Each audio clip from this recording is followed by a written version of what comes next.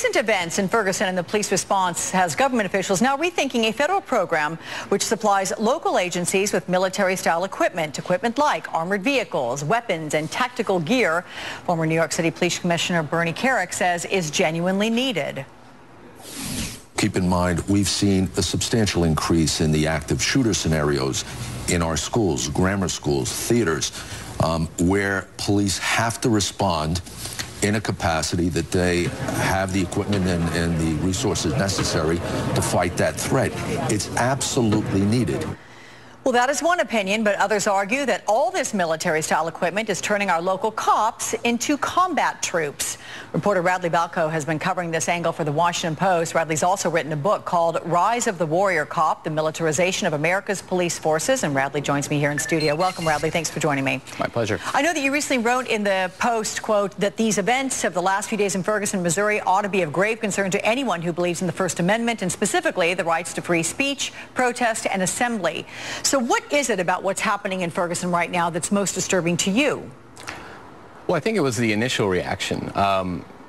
When the police respond to a protest expecting violence and confrontation inevitably follow. It becomes self-fulfilling. This is true both from the perspective of the police, because they come up when they show up in the full riot gear, when they show up with the armored personnel carriers with snipers, it shows that they're expecting the protesters, to be violent. And from the protesters' point of view, it actually kind of dehumanizes the police officers. Protesters start to view when all the cops look alike, when all their faces are covered, when they're in the full sort of, RoboCop gear, they aren't people. They cease becoming people. They cease having names and faces. They become sort of a kind of robotic symbol of everything the protesters are protesting against. Yeah. And so when you remove that human factor, when neither side sees the other side as human, but as something that they're confronting, you set the stage for confrontation. And the job of a police force should be to de-escalate and to find conflict or to avoid conflict. And when you have it, to try to find resolutions that use the least amount of force possible. You know, history would suggest what you're saying is absolutely correct, and in your book you go through a couple of them. I'd like you to talk about what happened in the late 60s when it was Jerry Wilson appointed the chief of police in Washington, D.C. That was 1969, and then again in 1999, the WTO protests in Seattle, where you had Norm Stamper saying that he wishes he had done things completely differently. Right, so in 1969, Jerry Wilson was appointed police chief in Washington, D.C. The Nixon administration at the time was really trying to ramp up the war on crime. Wilson took a very different approach. He immediately saw that the police force in Washington, D.C. didn't represent the community, that it was much whiter than the community, and that previous police chiefs had actually gone to North Carolina, South Carolina, and further south to recruit for the police department. So what Wilson did was he tried to recruit from within the city, and he tried to build a police force that was reflective of the city. In his first class of recruits was 50% black, and within a few years, what you saw in D.C. was a community much more willing to work with the police, much more willing to give the police tips about crime, because they became more trustworthy of and trusting of the police, and they saw themselves reflected in the police force, which I think is really important.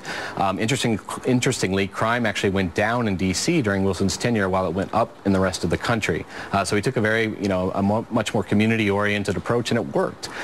Stamper is an interesting case study. Norm Stamper worked in Seattle for a long time, was appointed, San Diego for a long time, and then was appointed police chief in Seattle. Stamper is a big advocate of community policing and did some great things in San Diego.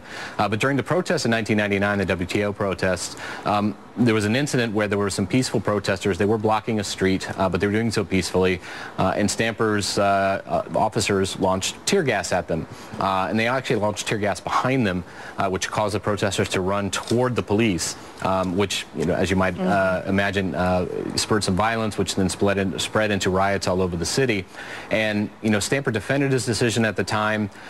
We had the WTO riots, really became kind of the template that other cities used to respond to protests. Today, Stamper says it was the worst decision of his career, and he in fact says it's heartbreaking that this is now the example that other police departments have followed in the years since. With regard to Ferguson, how much of a difference did it make when the Highway Patrol took over?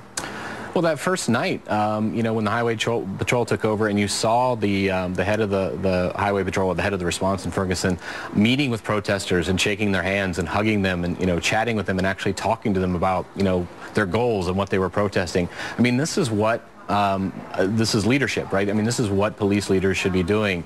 There are police who do this. The police chief in Salt Lake City, Utah, Chris Burbank, when it was time to evict the Occupy protesters there a couple years ago, he actually went the day before in uniform and sat down with them and talked to them and said, look, city council told me I have to do this. You know, you can leave voluntarily. If you want, we can arrest you. We can arrest you in front of, you know, the cameras, so you're giving yourself up for your cause, and you get some publicity for it. And by the time all was said and done, he was actually praised by some of the Occupy leaders for how he handled the situation. So everything doesn't have to be force. Everything doesn't have to be, you know,